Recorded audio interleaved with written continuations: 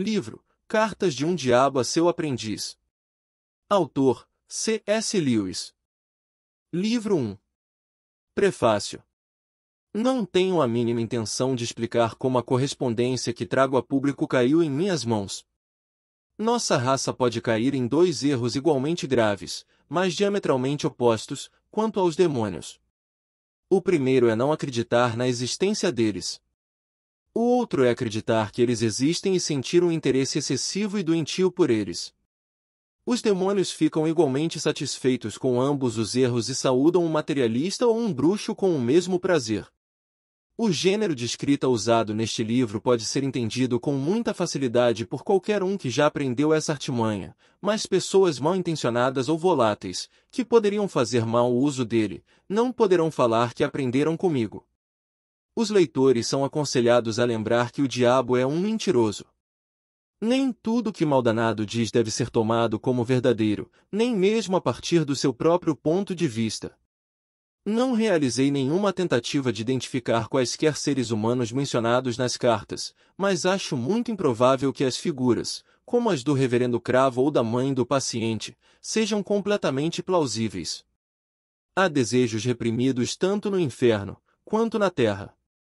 Em suma, devo acrescentar que não foi feito nenhum esforço para verificar a cronologia das cartas. Parece que a de número 17 foi composta antes do início do racionamento mais intenso, mas, em geral, o método diabólico de datação parece não ter relação com o tempo terrestre e nem era minha ideia reproduzi-lo. A história da guerra na Europa, embora pareça aqui e ali no sentido de afetar a condição espiritual de um ser humano, obviamente não é do interesse de Maldanado. C.S. Lewis. Carta 1.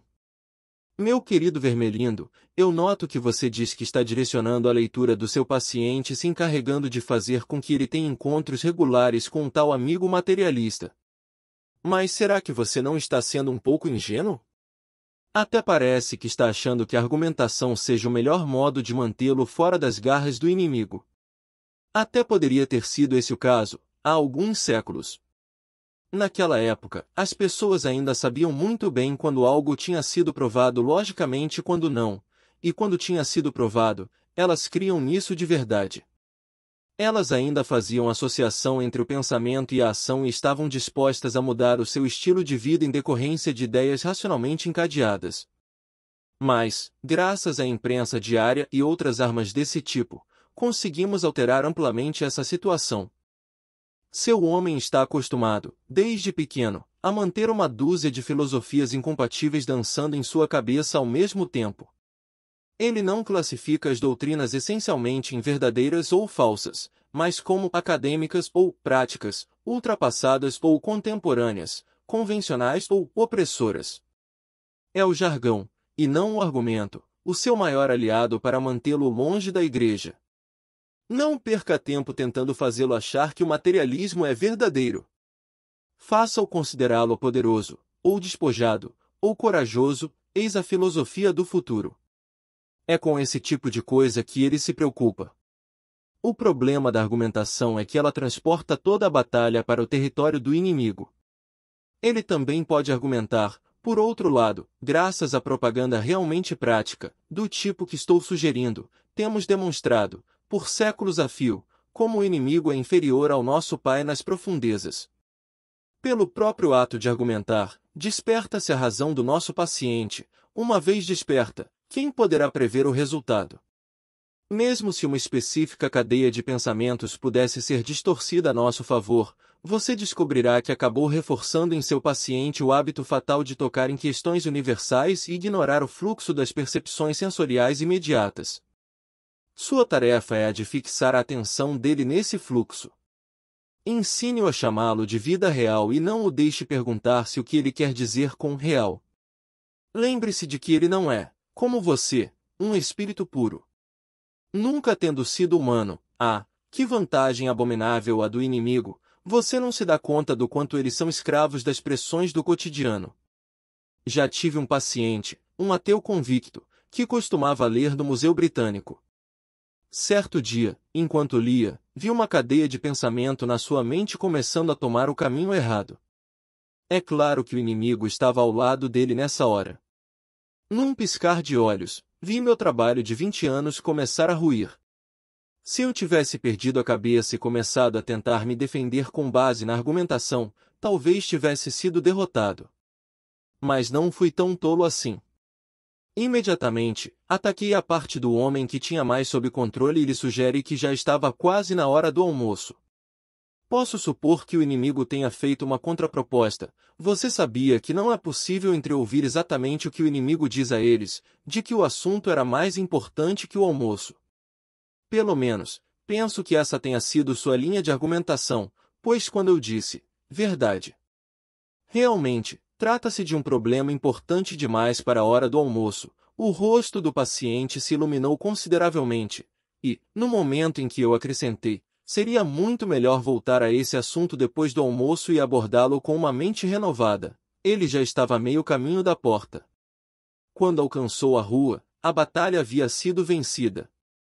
Eu lhe mostrei um jornaleiro gritando as manchetes do dia, e que o ônibus de número 73 vinha passando, e antes de ele ter subido os primeiros degraus da escada para pegá-lo, eu lhe impingi uma convicção inabalável de que, por mais estranhas que sejam as ideias que possam vir à mente de alguém rodeado de livros, uma dose saudável de vida real, com que ele se referia ao ônibus e ao jornaleiro, foi o suficiente para lhe mostrar que todo esse tipo de coisa simplesmente não podia ser verdade. Ele sabia que tinha escapado por pouco e em anos posteriores gostava de falar sobre aquela percepção inexprimível da realidade que é a nossa última salvaguarda contra as aberrações da mera lógica. Hoje, ele está seguro na casa do nosso Pai. Entende aonde quero chegar? Graças aos processos que colocamos em ação dentro deles há séculos, eles acham de todo impossível acreditar no desconhecido quando o que é familiar está bem diante dos seus olhos.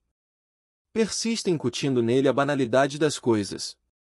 Acima de tudo, não tente usar a ciência, quero dizer, as ciências verdadeiras, como defesa contra o cristianismo. Elas vão positivamente encorajá-lo a pensar sobre as realidades que ele não pode tocar nem ver. Tem havido perdas tristes entre os físicos modernos. Se ele insistir em meter-se com a ciência, mantenha-o no campo da economia e da sociologia, não o deixe se desviar da inestimável vida real. Mas o ideal mesmo seria não deixá-lo ler qualquer obra científica, antes, procure dar-lhe uma sensação geral de que ele sabe tudo e que aquilo que consegue fisgar de conversas e leituras casuais é resultado de pesquisas mais recentes. Lembre-se de que você existe para confundi-lo. Da forma como vocês jovens demônios falam, qualquer um pode até achar que a nossa tarefa é ensinar. Com carinho, seu tio, mal danado. Carta 2. Meu querido Vermelindo, fiquei bastante contrariado com a notícia de que o seu paciente se tornou cristão. Não alimente vãs esperanças de poder escapar das penalidades habituais. De fato, tenho certeza de que, em seus melhores momentos, nem você mesmo deseja isso. Nesse meio tempo, precisamos tirar a maior vantagem possível dessa situação. Não há motivo para desespero, centenas desses novos convertidos adultos foram recuperados depois de uma breve estada no campo do inimigo e agora estão conosco. Todos os hábitos do paciente, tanto mentais quanto físicos, continuam militando a nosso favor. Fim do livro à mostra. Adquira o livro completo. Link na descrição.